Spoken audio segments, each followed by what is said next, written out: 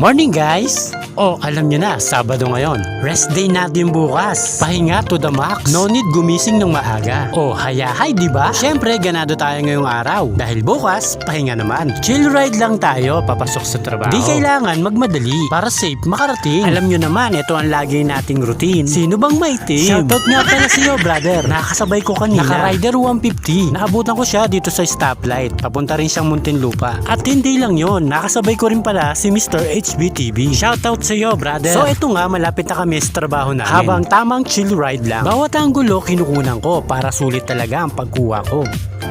At maya-maya, nandito na ako. Fast forward ko na, break time na. Lahat nga pala kami dito nakasibilyan. Lunes hanggang Biyernes, uniform yan. Pagdating naman ng Sabado at Linggo, sibilyan yan. Kahit anong damit, pwede mong isuot, wag lang butas. Tamang pahinga lang sa Gedli at maya-maya, uwian na. Syempre, shoutout kay Giovanni. At lahat ng papauwi na. Lahat masaya kasi may kanya-kanyang lakad ang iba. Syempre, shoutout kay Tibor.